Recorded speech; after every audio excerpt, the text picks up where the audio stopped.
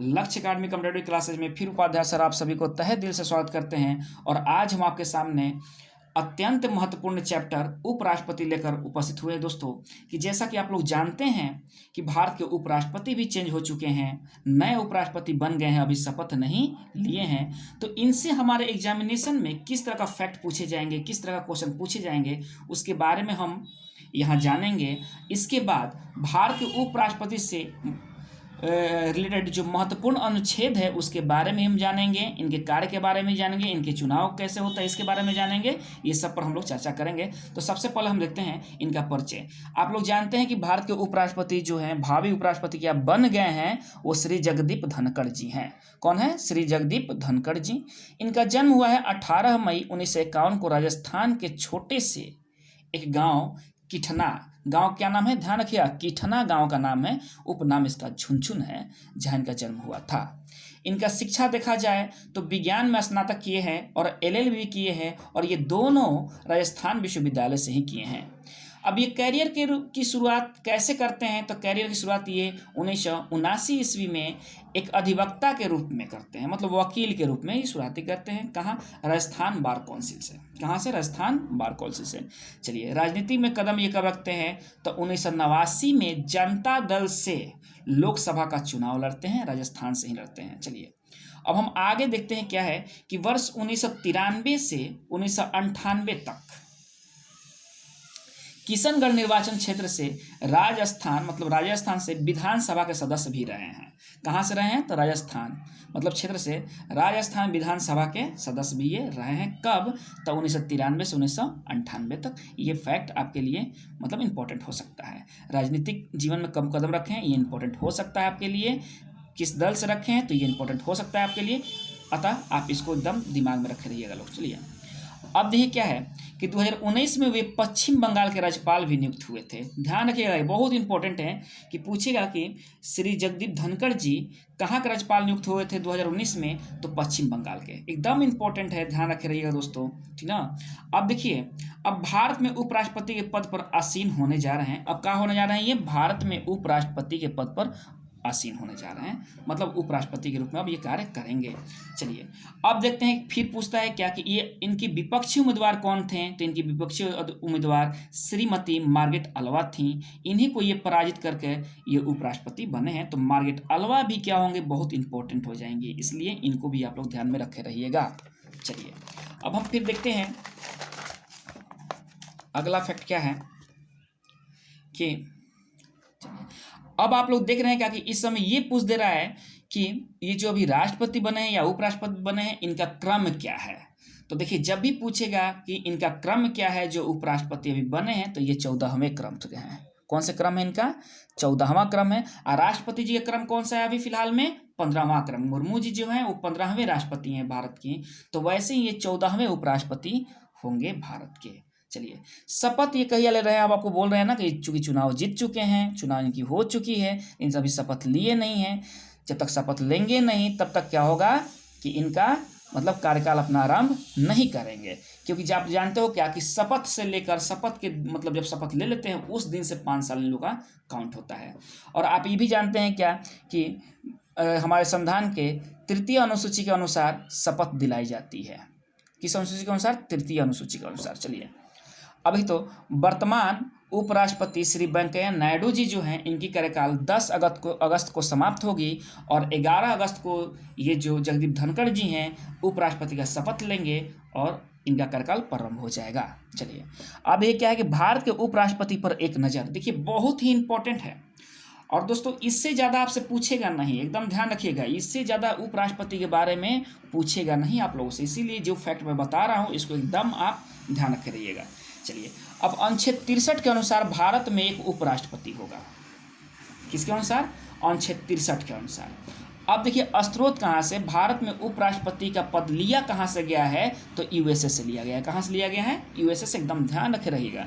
वरीयता क्रम आप जानते हो क्या कि भारत के वरीयता क्रम में देखा जाए तो प्रथम वरीय कौन होते हैं? राष्ट्रपति होते हैं। तो द्वितीय कौन होते हैं?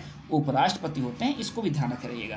राज्यसभा के सभापति अनुच्छेद 64 के तहत, अनुच्छेद 64 कहता है क्या कि उपराष्ट्रपति ही राज्यसभा के सभापति होंगे, तो इसलिए ये भी इंपॉर्टेंट है अनुच्छेद 64।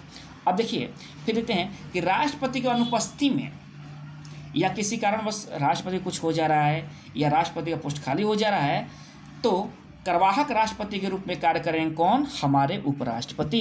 ये कौन सा अनुच्छेद कहता है? तो अनुच्छेद 70 कहता है, इसीलिए ध्यान दीजिएगा, इंपॉर्टेंट है एकदम। अब देखिए योग्यता क्या होनी चाहिए, राष्ट्रपति या उपराष्ट्रपति की योग्यता क्या होनी चाहिए, ठीक ना। तो यहाँ हम लोग चूंकि उपराष्ट्रपति के पढ़ रहे हैं, तो देखिए उपराष्ट्रपति की योग्यता क्या होनी चाहिए? भारत का नागरिक हो और 35 वर्ष आयु का हो। यही बात देखिए राष्ट्रपति में भी है। देखिए राज्यसभा में चुने जाने योग्य हो और लाभ के पद पर न हो। तो देखिए ये जितना चीज़ दिया है 1 2 3 और 4 जो दिया है, तो ये 3 हमको छूट गया, ये 3 है टॉपिक, ठीक ना, ये 3 है इनमें। तो जो 3 दिया है सॉरी ये 2 है, 1 2 3 4, ठीक ना, यहाँ 2, इसको 3 कर लीजिएगा, 3 है ये। अब देखिए बात है कि भारत का नागरिक सब कोई है, 35 वर्ष आयु तो अधिकतर लोग हैं, होंगे, बहुत सारे लोग हैं, राज्यसभा में चुने जाने योग्य भी होंगे, ठीक ना, और लाभ के पद पर ना है, बहुत सारे लोग बेरोजगार दौड़ रहे हैं।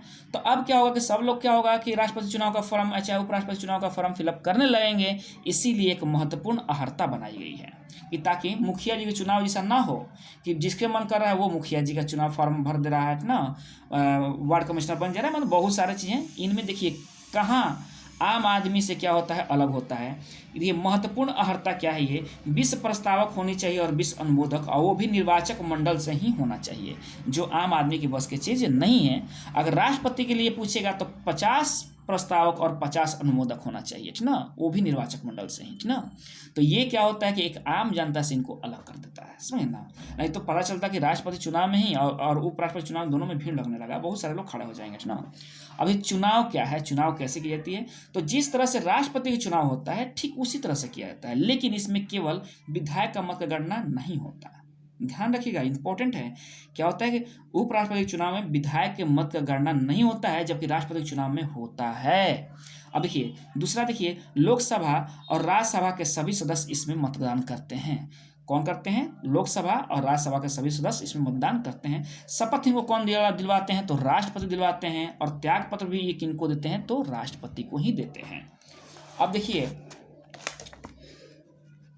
अब देखते हैं पदमुक्त। ये पदमुक्त कैसे होंगे? देखिए एगो बात कि महाभियोग द्वारा किसको हटाया जाता है? तो याद रखिएगा, महाभियोग द्वारा भारत के राष्ट्रपति को हटाया जाता है। यही हमारे संविधान वर्णन है, बाकी किसी को नहीं हटाया जाता महाभियोग द्वारा, ना। और ये इनके पदमुक्त में भी महाभियोग वाली प्रक्रिया की जाती है, लेकिन इसको महाभियोग आप नहीं कहिएगा, ध्यान रखिए। महाभियोग द्वारा मात्र एक ही आदमी हटाए जाते हैं, जो है राष्ट्रपति। चलिए, अभी तो राज्यसभा में 14 दिन पहले, इनको हटाने से 14 दिन पहले सूचना देना होगा, और बाद में जब ये सूचना मतलब राज्यसभा में मिल जाएगा, उसके बाद लोकसभा में 2/3 बहुमत से, कितने बहुमत से? 2/3 बहुमत से मत पारित करके इनको पदमुक्त कर दिया जाएगा। समझना बात, इंपॉर्टेंट फैक्ट है दोस्तों, एकदम ध्यान रखे रहिए आप लोग। कार्य क्या है? अब भाई उपराष्ट्रपति चुनेंगे हैं तो इनका भी कुछ कार्य भी होगा, तो हम देखते हैं इनका कार्य क्या है।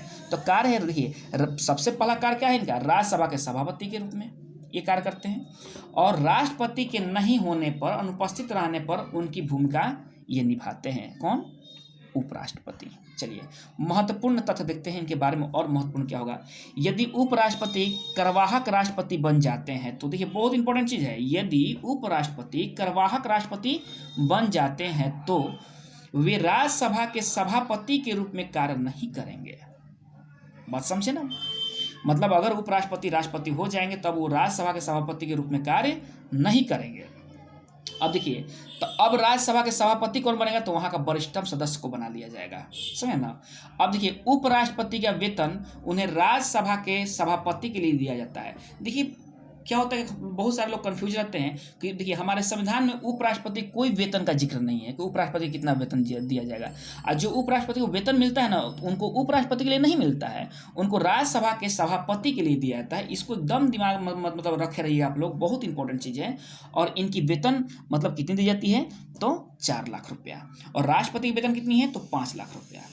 अब देखिए दूसरा फैक्ट क्या है इसमें, तथ्य क्या है कि जब कार्यवाहक राष्ट्रपति बन जाएंगे उपराष्ट्रपति, ठीक ना। जब कार्यवाहक राष्ट्रपति बन जाएंगे उपराष्ट्रपति, तो इनमें सारी शक्तियां राष्ट्रपति की निहित हो जाएंगी, समाहित हो जाएंगी, और जितनी सुविधाएं हैं राष्ट्रपति का वो सब सुविधाएं इनको मिलने लगेंगे, और वेतन भी हो जाएंगे 4 लाख से 5 लाख रुपया।